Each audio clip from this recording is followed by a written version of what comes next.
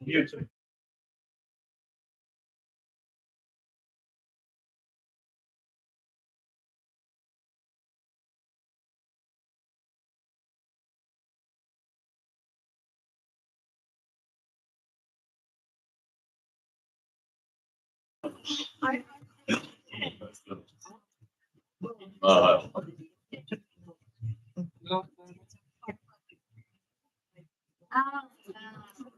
Hey, Don. Hey, honey. How are you? I'm glad you're here.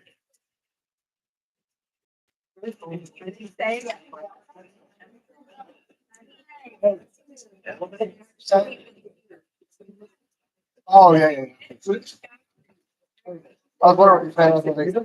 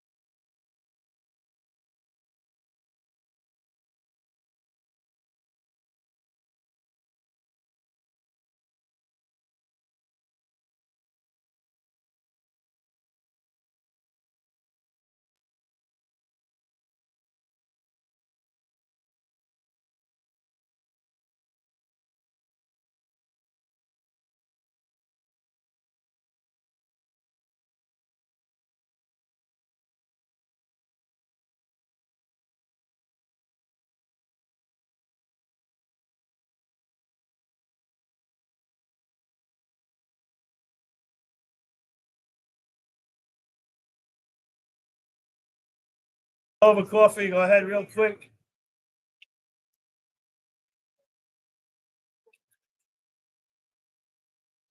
And we're gonna get started. I've been in Oklahoma my whole life. If I were to go to New York, it'd be such a frustration. All right, everybody. Welcome, I'm glad you're here. I just got to tell you right away, about 3 rows in is as far as I can see. So back there, if you raise your hand, I can see it, but I can't see faces or stuff. These glasses are just for reading. So, oh, wait a minute.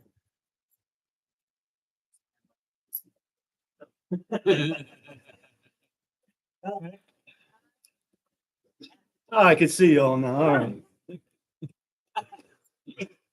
Okay. Glad you guys are here.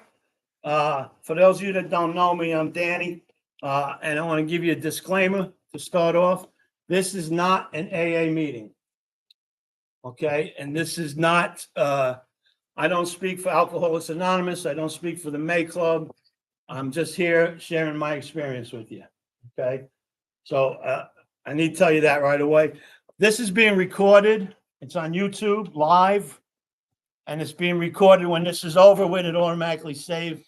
So if you miss a week, please go on YouTube, pull up the video before the next week and watch what you missed. Because if you miss a week, it's like putting a big jigsaw puzzle together and you're missing pieces. Okay? So what I'm going to do with you guys, I'm going to take you through the program and through the 12 steps. And I promise you this, I don't care how long you've been sober, you're going to learn something new about the steps and about recovery. I promise you that. And when I share with you, anything I share with you about the steps and I will back up with the big book of Alcoholics Anonymous. So if you're going to argue with me, know that you're not arguing with me, you're arguing with the book. Okay? And I'm not going to tell you anything, we're not cured here. We're not, I might kill you with my opinion and stuff. I stick to what the literature says. This is a deep dive into the steps, like probably most of you have never gone through. And there's people here that, let me tell you how this started. I think it was in 1993. I was sponsoring 4 guys, and I give the people I sponsor, I give them an hour every week, sit down with them and, go over the stuff with them. And I said, I'm going over this with these 4 people. Well, you know what? You're all new. Why don't you just come to my house on Tuesday night, and the 4 of us will go through the steps together. And so we did that. We went through the whole 12 steps. And when we were done, my sponsees had some sponsees and a couple other people. So why can't I come? And we did it again. And in those days, we used to do this process, take a week off and start all over again. And so it's a 30-week course. I've cut it down to 26 for this year here. So hopefully I'll be able to cut it down and keep it down to that. So what's happened is, and the cool thing to me is very cool, that the original class that we did, the 4 people I was sponsoring, I see my friend Barry just came in back there. Barry was one of the 4 people way back in 1993, and he's still sober today. And the second time we went through the thing, it was more than my sponsees, and Kelly was there, 1994, and she's still sober. She just celebrated 32 years. So, and Barry sat through this probably 15 years, and Kelly many years also. So even though it's the same stuff over and over again, you can come as many times as you want. I did this study every week for 29 years. And in 2022, I said, this is it, no more, because 2020, 2021, 2022 was all online. So I felt like you didn't need me no more. So I stopped doing it. And Doug and a few other people had a hard time that I quit in 29 years. They couldn't understand, why can't I do 30 years and stop? And I tried to tell them I'm not as obsessed as you are. That's why. But anyway, like the movie, right? Just when I thought I was out, they brought me back in, and here I am again 3 years later. And I will be here every week for you. So now, in April 24th, that weekend, I will be in Scotland, Glasgow, doing a whole weekend big book study. And the lady that's having me over there, she sent me a flyer the other day. It was pretty cool. 2003, I did a weekend big book study in Glasgow, Scotland, 22 years ago. And I'm going back and doing another one. So anyway, so that's what this is. This is how this thing started. And I've been all over. I've been blessed. I go all over the country, all around the world, and I do workshops, and I do little parts of this thing. And I realized one thing when I was doing workshop is that a lot of people don't understand the way the program was really written. And so I wrote a book, and I'm not trying to give you a cheap plug on my book, but it is a useful book. It's called The 20 Most Misunderstood, Misinterpreted Mistakes of the Big Book of Alcoholics Anonymous. And I go over all the misunderstandings of the book in here. And you were saying you really like it, right? So it'll help you. And what we're going to do here is I think what we're going to do here will help you a lot also. And anyway, I don't know who's online, but if anybody's online and you got a question, just interrupt me because I can't see if you got your hand raised or something. So we have people from all over going to be online, and a lot of people will be watching it tomorrow that are in Europe. It's too late for them now. And if anybody has a question while we're going through what we go through here, please just raise your hand. I don't want to move on from something if you have a lingering question. I want to cover that, okay? So if you have a question, raise your hand, we'll talk about it. There's no stupid questions. There's just the ones that, yes. No, I'm not selling my book here, no. You can get it on Amazon. Yeah. I think Willie's got big books, though, if anybody needs a big book. Willie, you got big books? Oh, okay. $20 for a big book if you need. 15. Huh? What a sale. What? Do I hear 10? Do I hear 10?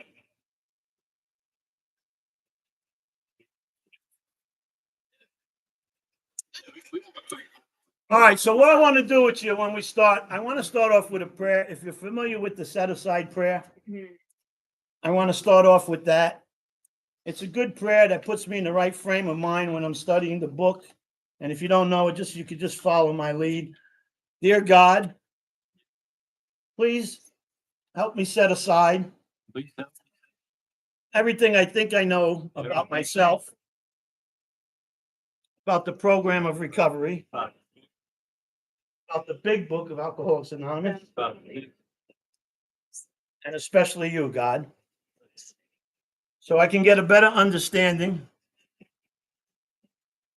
of myself, the program of recovery, the big book of Alcoholics Anonymous, and especially you, God. And I suggest to people that whenever you're studying the book, to start off with that prayer. So you get out of your head what you think you know, and you're open to learn something new.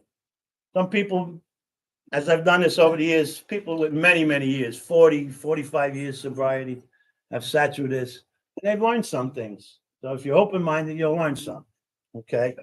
And so we're going to be, before we get into the steps, probably going to be this week and next week that we're going to go over different things just to set the record straight for where we're at and what we're supposed to be doing. And usually when I get the opportunity to speak or to do a workshop somewhere, afterwards I get people, they line up and they thank you for coming. They thank you for doing that. And sometimes I get somebody else say to me, oh, thank you. I really love what you shared. I want what you have. And my pat answer to that is, you don't know what I have. I might have a rash. And you know what I have. And I say, you know what I mean, Danny, I want this. And I say, what's this? It. I want it. Want what? What is it? They say, sobriety. Oh, you want sobriety. I get it. Okay, what is sobriety? And then they go, not sure. They really don't have a definition for sobriety. And then I ask them, how could you be so sure that you want something that you can't even define what it is that you want? So when I'm working with people, new people, I suggest to them that they define what sobriety is to them. What does sobriety mean to you? And I'll share my thing. I stole it from somebody many, many years ago, Tom B. from South Carolina shared this, and I got it from him, and it works for me. Then it still works for me. I like it.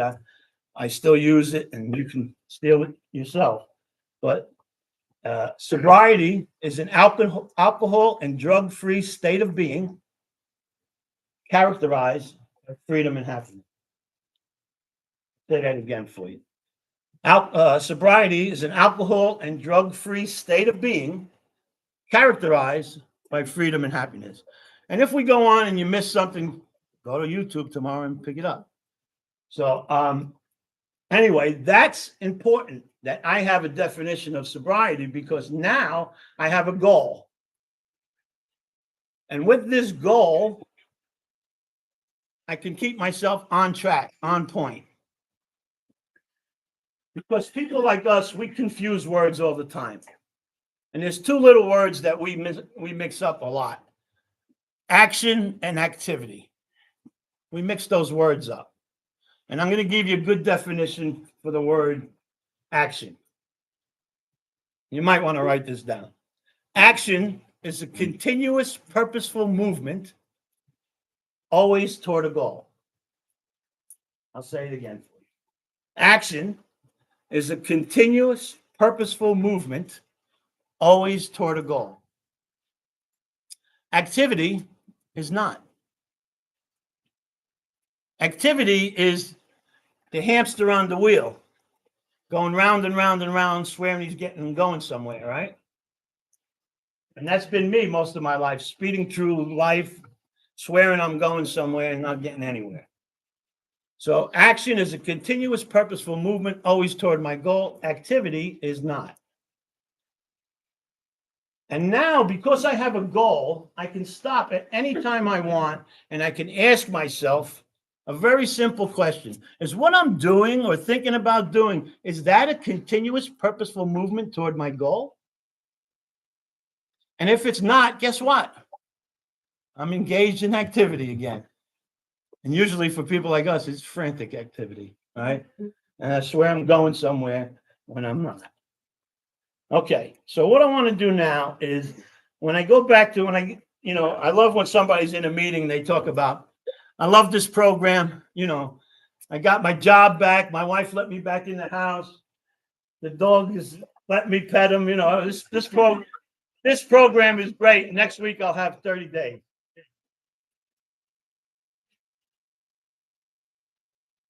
I don't think somebody new in recovery, and I'd even dare to say people with years of recovery, I don't think they really understand what this program is. So everybody's familiar with this, right? The triangle in the circle, recovery, unity, and service, right? That's the old AA symbol, right? Recovery, unity, and service. But what does that really mean? So let's talk about this. And another thing I want to suggest to you is two things, actually. It's good to have a brand new big book when you start a course like this, because otherwise you tend to focus on what you already have highlighted. And if you got a clean book, you should start fresh. And I don't suggest using highlighters, but instead of getting a pad and writing down a question or a comment, then you have to go in the book and find out where it was that you were talking about that. Just write in your book, underline whatever you're looking at, and then go to the margins and write the question down the margins. And as you go through page after page, you're right there to where your question was. Okay. All right. So when we talk about recovery, what we're really talking about is the steps. Okay. Shit. Can you hold that a second? This thing is not working good. All right. And when we talk about unity, we're talking about the traditions.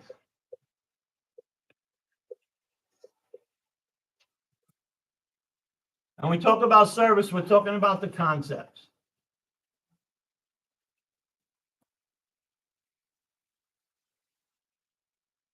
So the steps, the traditions, the concepts, those are 36 legacies that were given to us. We don't just have 12 legacies. We have 36 legacies. And they're the steps, they're the traditions, and they're the concepts. Okay? And going a little deeper on that, when we talk about recovery and we talk about the steps, we're talking about self.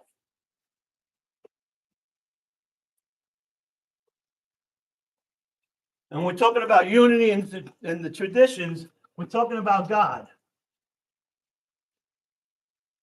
When we talk about service and the concepts, we're talking about others.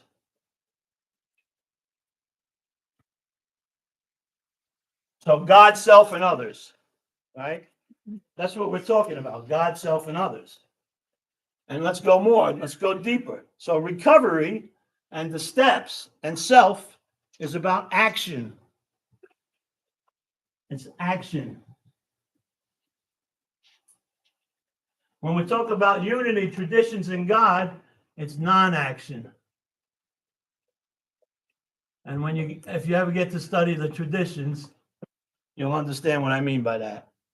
And when we talk about service, concept, and others, we're talking about interaction.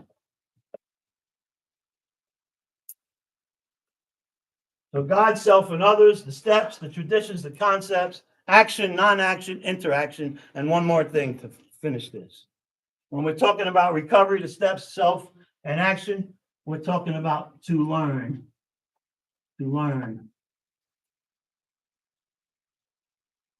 When we're talking about unity, tradition, God, non-action, we're talking about to love. And over here, we're talking about to serve. To learn, to love, to serve. This is the totality of the program.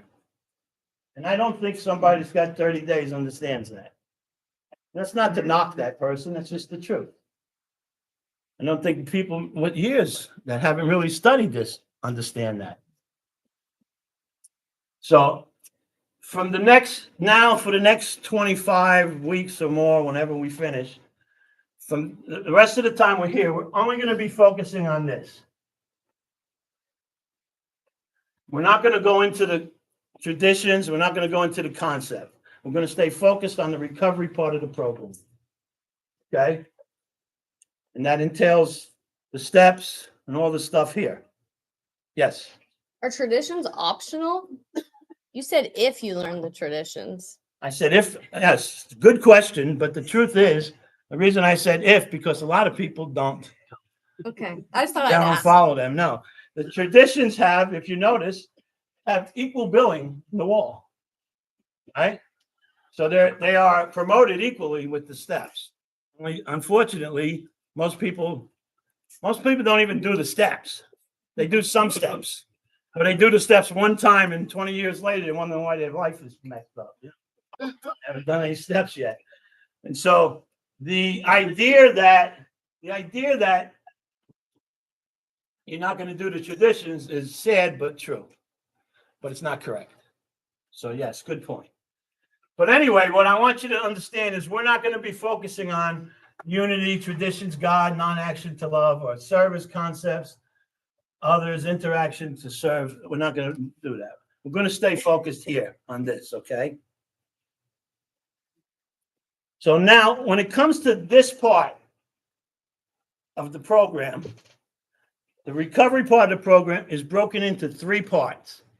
Next week, we're going to go into this deeper, but for now, I'm just going to touch and tell you about it. The 3 parts of the program of recovery, this part of the program. What is the problem? What is the solution? What is the program of action? The program of AA is broken into those 3 parts. So is your big book. Your big book is broken into what is the problem, what is the solution, what is the program of action. And next week, we'll go deeper into that. So who has, let's see here. Rick, can you on the jacket or the cover of your big book, can you read this for us? This is the 4th edition of the big book, The Basic Text for Alcoholics Anonymous. Thank you. Okay. So that's on every jacket of the big book. And so what that means is that Alcoholics Anonymous, as they're endorsing their name to the fact that this book is a textbook. Very important. It is not a novel. You don't read the big book. It's a textbook. How do you study a textbook? You refer one page to another page, and you also need another tool. That's called the dictionary. Oh, today they got things online to do that. When I got sober, they give you the big book, the 12 and 12, and the dictionary. And so you got to, every time you come across a word you don't know, you got to look it up. Because you're studying the book. You're not reading it. So you need to study. You need to go back and forth. What did they say here 5 pages ago? Oh, here it is again. And you're going to find that it's repetitive, the book, because we need to hear shit all the time.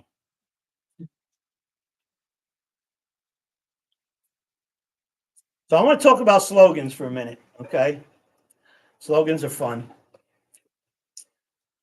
One of the slogans you hear in the rooms is, there's no right or wrong way to do this. No right or wrong way to do this.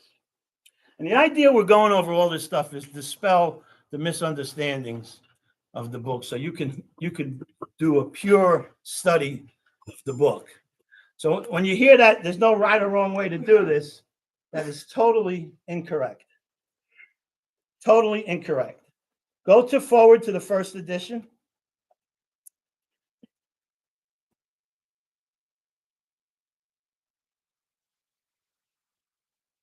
And the first paragraph, it's the second sentence, but I'll read it. It says, we of Alcoholics Anonymous are more than 100 men and women who have recovered from a seemingly hopeless state of mind and body. To show other alcoholics, and now have this italic writing. So italic is that squiggly writing, right? And when you see that in the book, they do that on purpose because they want your eyes to pay attention that this is something a little bit more important. That's why they changed the font so you could look at it more. So it says, to show other alcoholics precisely how we have recovered is the main purpose of this book. So keep your finger there and go to page 20 in your book.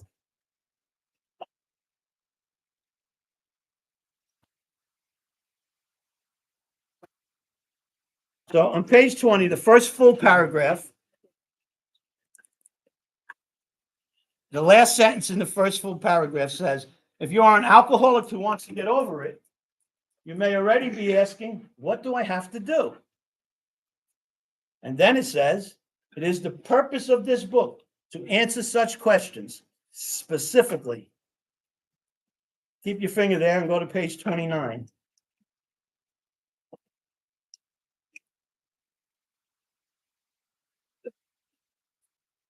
First full paragraph, page 29. Further on, clear-cut directions are given showing how we have recovered.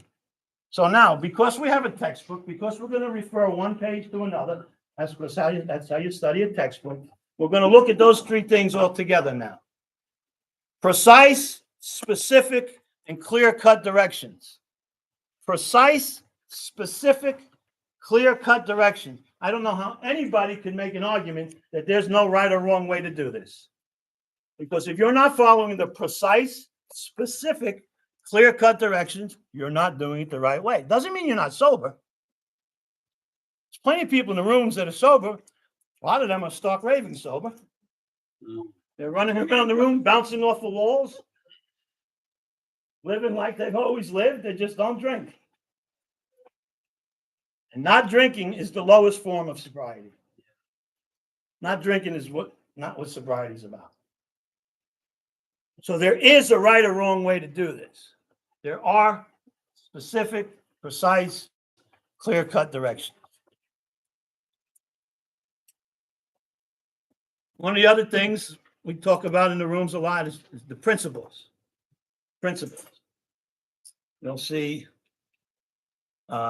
principles hanging up in some of the meeting houses. The principles are nice. They're good. You should acquire them as you stay sober, and many other principles, but they really are not AA.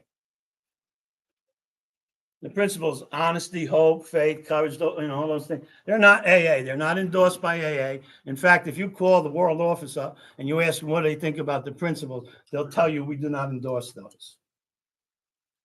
They're not endorsed the principles.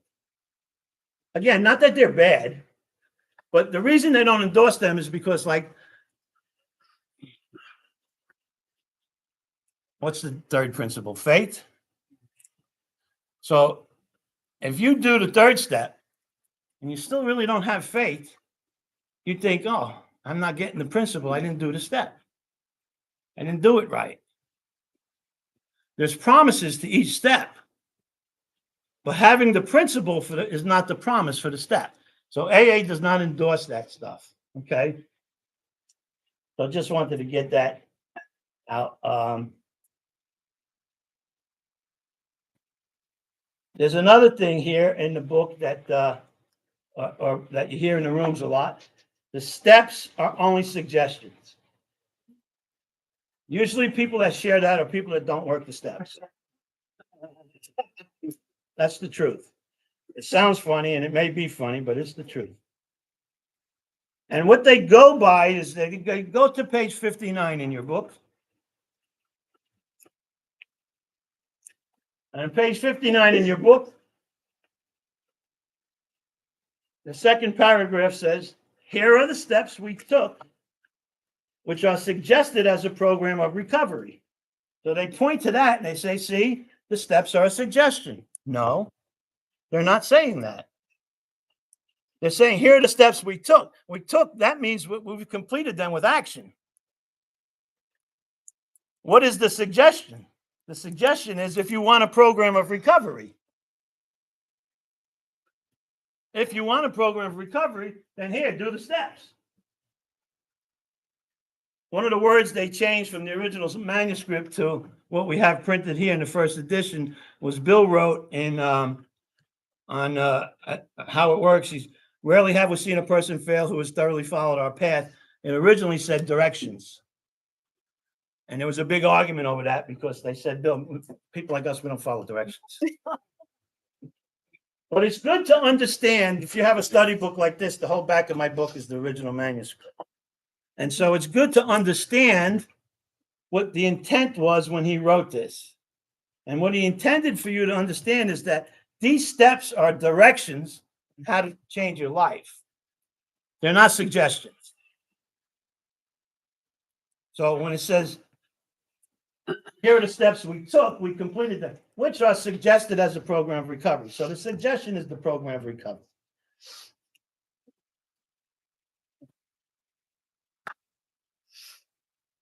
One of the other things you hear in the rooms a lot, and it's really bad, is somebody will relapse and come back in, and somebody will say, "Oh, it's part of recovery. Relapse is part of recovery." Oh, sorry. Not to knock on you if you relapse, but relapse is not part of recovery. In fact, relapse is the quite opposite of what recovery is. Recovery is not drinking and using. Relapse is drinking and using. I don't know how people could mix that up. Another one of my favorites. I'm right where I'm supposed to be. Maybe if you got off your ass and did some work, you'd be someplace else.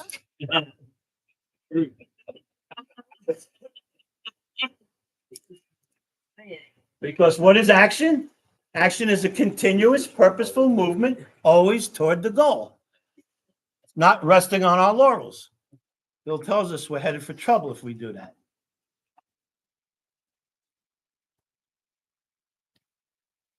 Another good one. Meeting makers make it. No, they don't.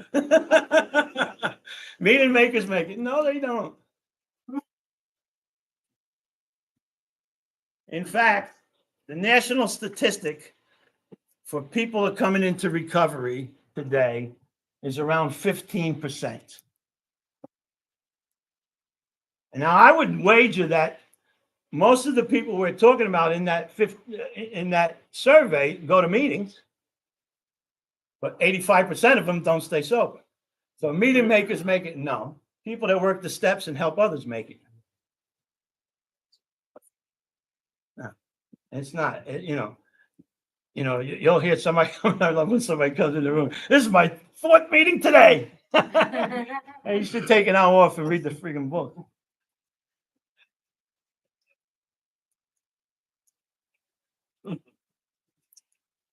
So let's talk about that statistic for a minute. Because if you go to, I don't have it in my book here. Can you use your book a second? Which book? Forward to the second edition. Go to forward to your second edition. Okay, thank you. So right here on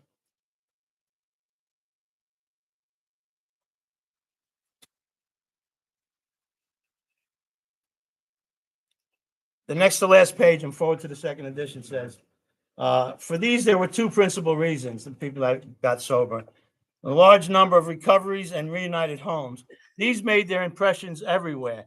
Of alcoholics who came to AA and really tried, 50% got sober at once, and remained that way. 25% sobered up after some relapses. You see that there? Now, in 1955 was when the second edition came out. First edition came out in 1939. Second edition came out in 1955. Third edition came out in 1976, and I don't know when the fourth one came out. But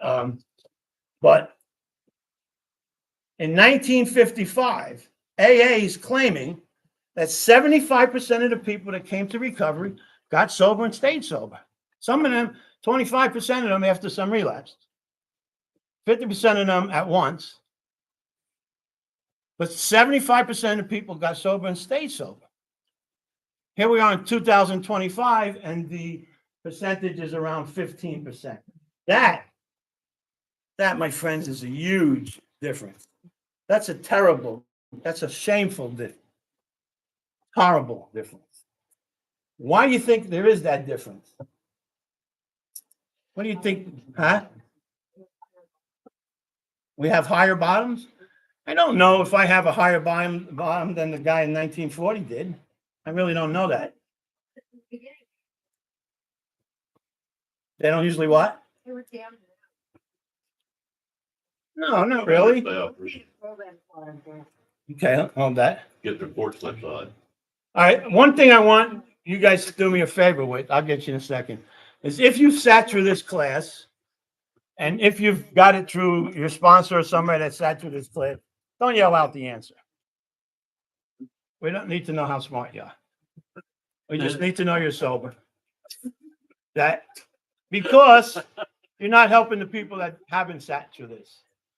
They need to be able to say what they think, right or wrong. So I don't know, you know, people could say drugs are more plentiful today. Alcohol is all over the place, and people hit lower, but you can come up with 100 different excuses. Each of them maybe a half a point here, a half a point there, but none of it makes up this gap of 75% to 15%. That's too huge of a gap. Pay attention to this. This statistic was 1955. Do you know what happened in 1956? The AMA, the American Medical Association, declared alcoholism a disease. Once the AMA declares something a disease, hospitals have to treat it. They have to. It's the law. Now, what happened was good-hearted, kind people that want to help started working in hospitals treating alcoholics. Don't know a damn thing about alcoholics. Don't know anything about us alcoholics.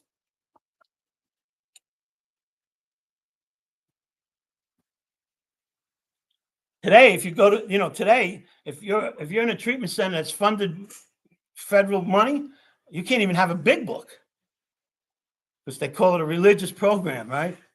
And if you go to any treatment center, they give you a stack of paper. Here's your first step. Here's your second step. Here's your third step. And so what you said, Michelle, is the program, little by little by little, has gotten watered down. We've gotten so far away from the precise, specific, clear-cut directions because everybody's got a great idea. If something's good and saved my life, I can make it better. That is an old saying. If it ain't broke, don't fix it, right? Leave well enough alone. But everybody's got a great idea and they want to do their version of this stuff. And it just doesn't work. It just doesn't help. Another one of the things that we talk about is people a lot. It's very common.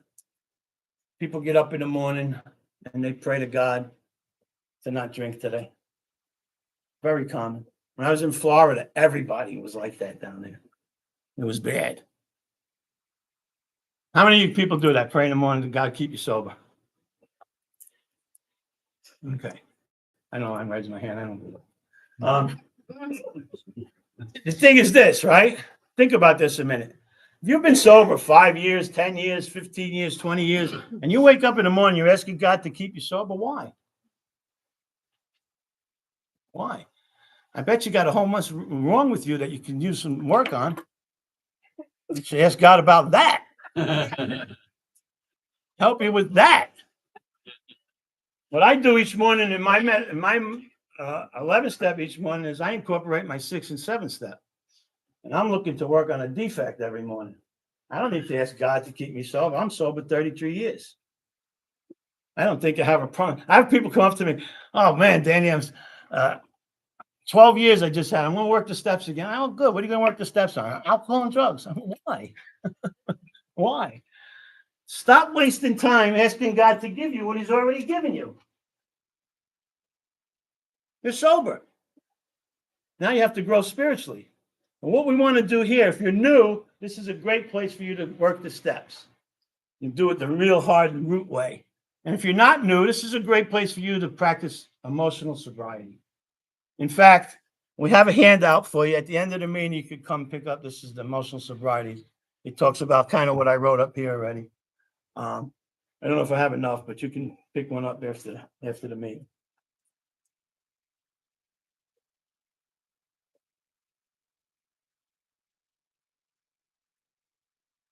Okay, the first 3 steps: solve the problem and fulfill the purpose of the big book. The first 3 steps: solve the problem and fulfill the purpose of the big book. What do I mean by that? The first step, I discover what powerless is. The second step, I discover what the solution is.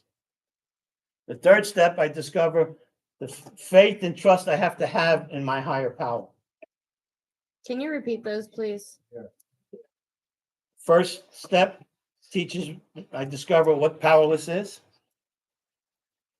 Second step, I discover what the solution is. The third step, I discover what the faith and trust I must have in my higher power. And then 4 through 9 are about change. 10 is doing this stuff 1 through 9 again. 11 is improving my relationship with God, and 12 is carrying this message, right? So I'm going to erase this. If you didn't get it, go to YouTube later and pick it back up. It looks like somebody drew a circle on here in a regular marker. No, it's not, but it's like It's been on it since last year. nah. So here's a statistic, a study that they did. They said that, I'm going to do it over here. Wait.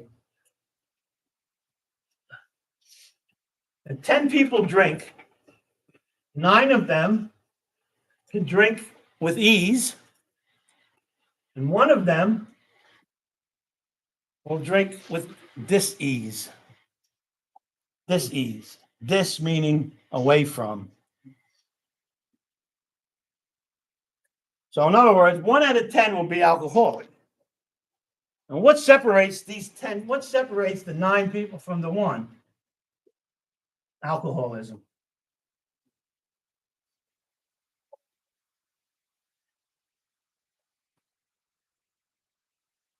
Now, alcoholism has been a problem for as long as man has been alive. I don't have any proof on this, not a fact that I can prove to you, but I kind of like to believe that one time, hundreds, if not thousands of years ago, a caveman grabbed some grape branches and drug them into his cave, threw it in the corner, and left it there. And a couple of weeks later, ate them, and they were fermented, and he got drunk, right? And ever since then, there's been problems with alcohol. Now, I do know, I'm going to read you something from the Bible. We're not getting religious. Don't be uncomfortable. This is just to show you, this is a book that's a couple thousand years old, isn't it? This is in Proverbs 23 to 29. And this says, who hath woe? Who hath sorrow? Who hath contentions? Who hath babbling? Who hath wounds without cause? Who hath redness of eyes? They that tarry long at the wine, they that go seek mixed wine. Look not thou upon the wine when it is red, when it giveth its color in the cup, when it moveth itself is right. At the last it biteth like a serpent, and stinketh like an adder. Thine eyes shall behold strange women, and thou heart shall utter perverse things. Ye, thou shalt be as thou lieth down in the midst of the sea, or as he that lieth upon the top of the mast. They have stricken me, shalt thou say, and I was not sick. They have beaten me, and I felt it not. When shall I awake? I will seek it yet again. That, my friends, is in the Bible. Proverbs 23 to 29. That shows you the problems that we've had with alcohol and alcoholism for thousands of years. It's nothing new. Excuse me? Yeah. So this is a problem, right? This is a long standing problem. Now, here's the thing. All of these years, they haven't made much progress. Let me ask you a question. Do you know why they haven't cured cancer yet?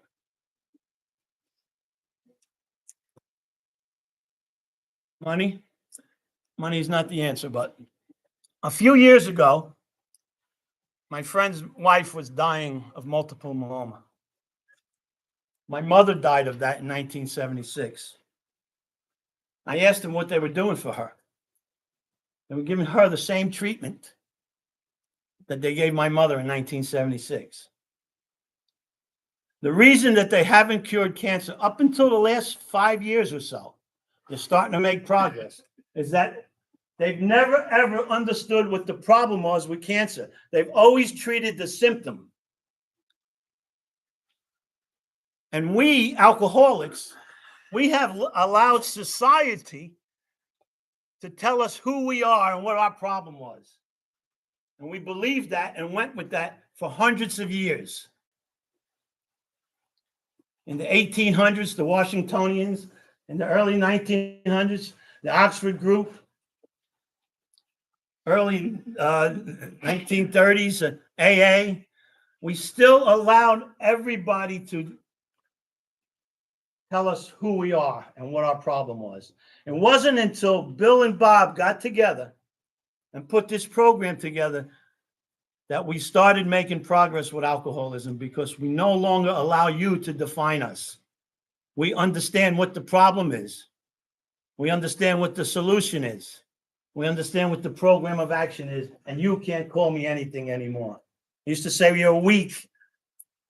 You're bad. Put them in a straitjacket. Lock them up. Put them in a padded room. Don't trust them. This is how society treated us. No more. We have now defined who we are ourselves. Very important.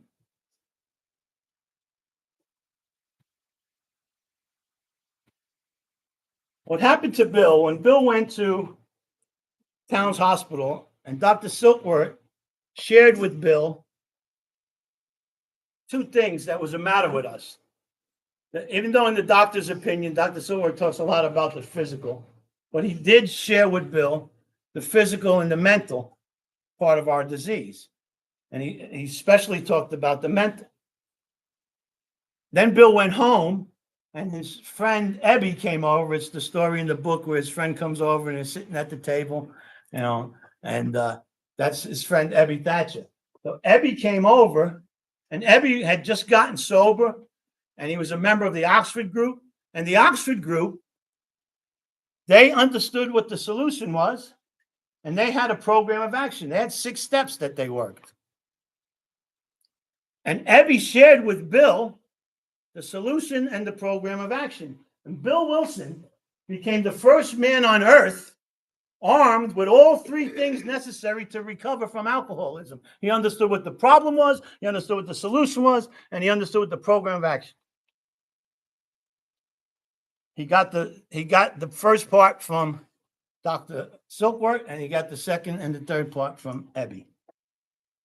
Bill Wilson became the first man. When he went on a business trip to Akron, Ohio, and his trip fell through, and he was introduced to Dr. Bob, strangely enough, Dr. Bob was also a member of the Oxford group. But Dr. Bob couldn't stay sober. You know why? He never knew what the problem was. He had a solution. He had a program of action. But it wasn't until he met Bill that he found out what the problem was. Dr. Bob became the second man on earth armed with all three things necessary to recover from alcoholism. He understood what the problem was, what the solution was, and what the program of action.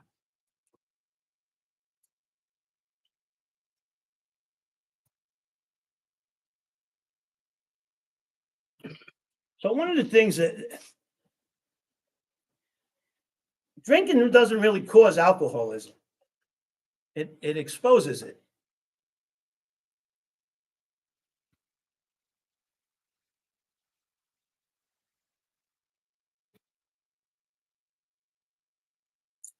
Now let's go to our book to reinforce those three parts of this program. First place we're going to go to is page 19.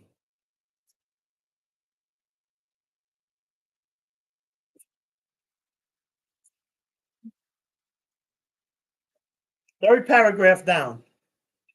It says, we have concluded to publish an anonymous volume setting forth the problem as we see it. So right there, what is the problem? Right there, they're telling you, they're setting forth the problem as we see it, okay? Go to page 42.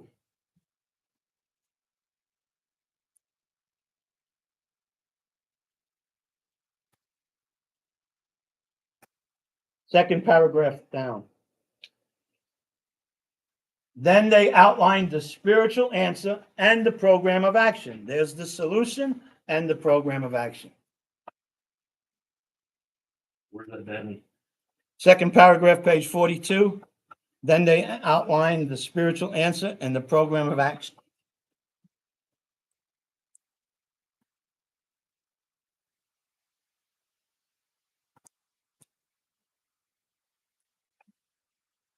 So, when I tell you what is the problem, what is the solution, what is the program of action, that comes right from the book.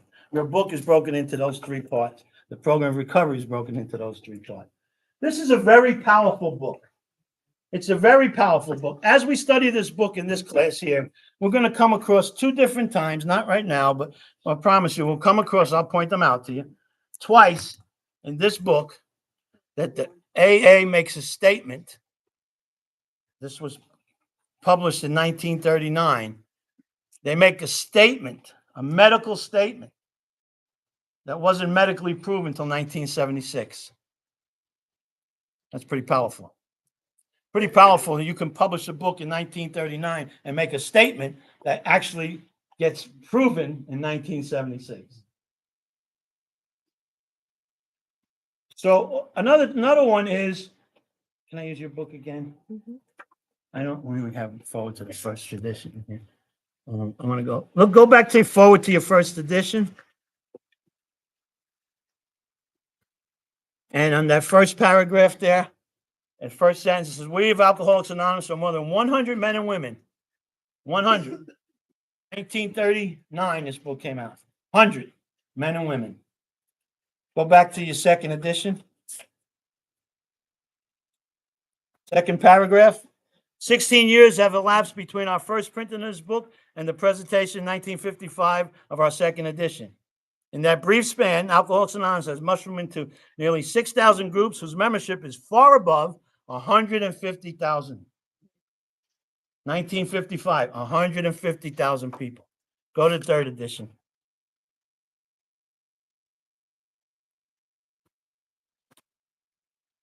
By March 1976, when this edition went into the printer, the total worldwide membership of Alcoholics Anonymous was conservatively estimated at more than 1 million people. 1 million people. Fourth edition, over 2 million people. So here you have 1939, you have 100 people.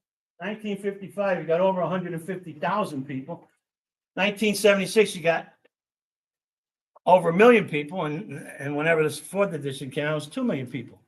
What does that tell you? It works. There's something in this book that's working. Otherwise, that statistic would not hold water. Wouldn't be true.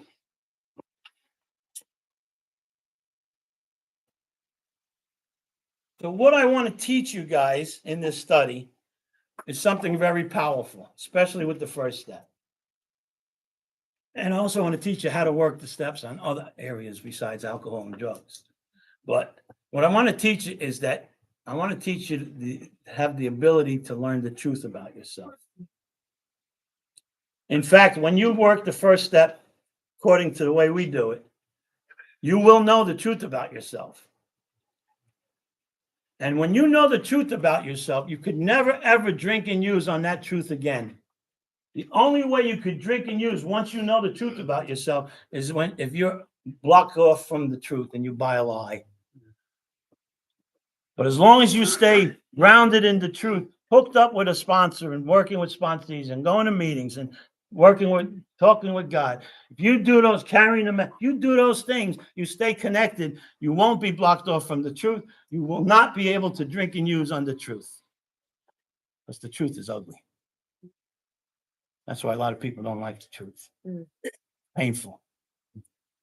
But it's nothing nice, nothing pleasant. So once you understand the truth about yourself, you're okay. So now,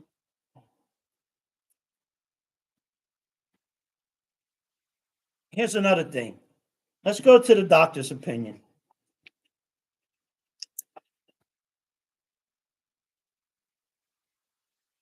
In the doctor's opinion,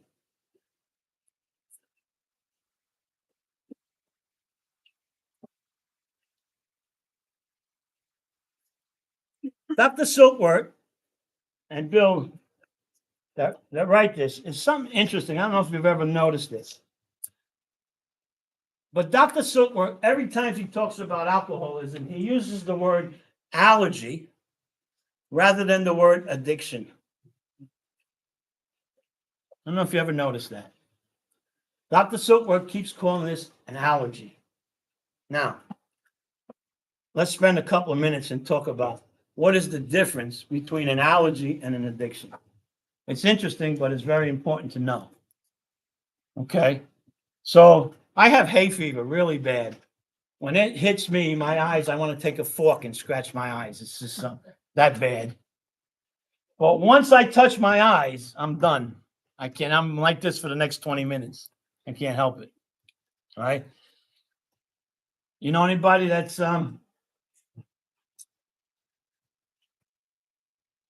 anybody that was like a heroin addict? Anybody know a heroin addict? Okay. So here's what happens with an addiction. When you have an addiction and you appease that addiction, it lessens the desire for more. It's temporary, but it lessens the desire for more. So if a heroin addict takes a hit of heroin, they lessen the desire for another hit of heroin. It's temporary, it comes back, but an addiction will temporarily lessen the desire for more. If you're addicted to coffee and you have a cup of coffee, addicted to caffeine, right? It lessens the desire for more unless you're in an AA meeting. You just drink coffee. But normally at home, right, you don't drink back-to-back coffees, right? Nobody's coming around filling your cup up. And same thing with nicotine, whatever you're addicted to. When you appease that addiction, it lessens the desire for more. Let's go back to an allergy, because an allergy is completely opposite. I shared with you I have hay fever, right? And if my eyes itch and I touch them, I'm done. Because once I appease the allergy, it greatens the desire for more. You ever see anybody allergic to chocolate or strawberries or something? They break out in a rash and they scratch their rash. What happens? It itches more. once you appease the allergy, it greatens the desire for more. And I think it's on page 34, if I'm not mistaken. You know, I haven't done this in a few years, so I'm suffering from CRS. I can't remember shit. No, I'm sorry. We're in the doctor's opinion, right?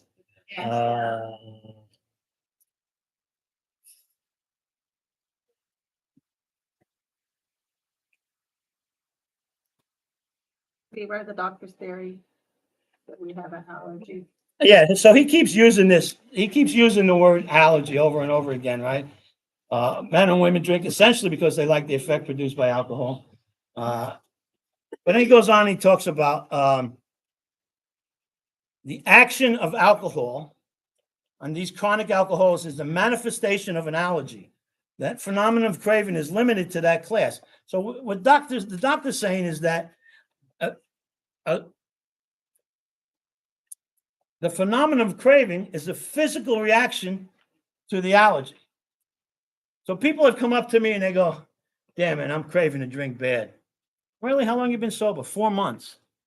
No, you're not craving a drink. You're sober 4 months, you're not craving a drink. Because the craving is a physical manifestation of alcohol. And if you're sober for 4 months, you're not craving, you're obsessing. So you might say, I don't care what you call it, I want to friggin' drink bad. But the truth is this.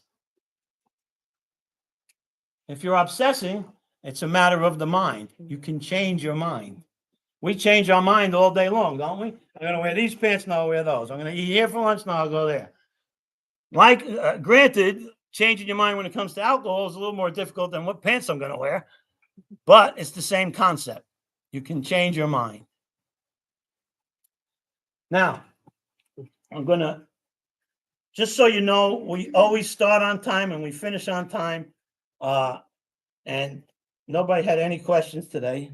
Anybody have a question before we finish up for the week? Yes. November 21st, 1991. Why has AA never sought to update to a more modern doctor's opinion with? Well, they have updated. They just came out with a book. It's called something. What's it called? Plain language. Yeah. A more modern medical. Oh, well, it works fine. Why change it? Yeah. We're going to get into that actually next week. We'll talk a little bit about that. Danny, Yes. why is it that it seems like old timers refer themselves as recovered, and more people are in our generation say recovery? There's a difference. The book says both. The book says we have recovered, and it says we're recovering. I don't say either. When I'm in a meeting, Danny, I'm an alcoholic. You know, I'm recovering when I recovered. I'm both. Yes. Either.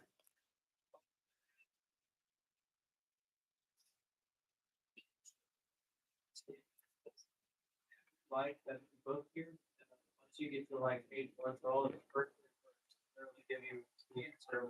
It says read this book. Read this book through. It says read this book through. Yes. But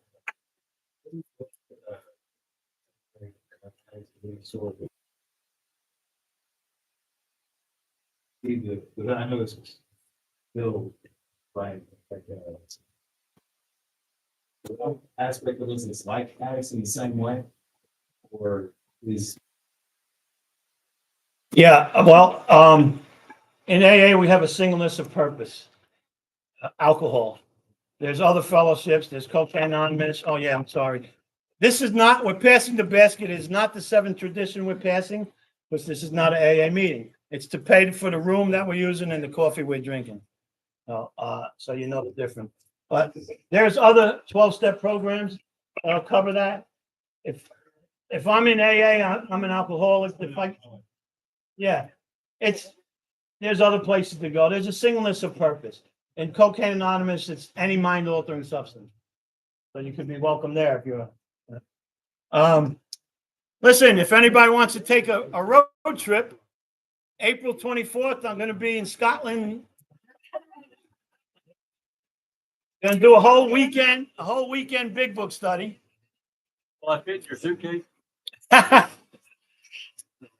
So if you want to go to Scotland in April, let me know. All right, thank you guys. We'll see you next week. Same time. I'll automatically record it.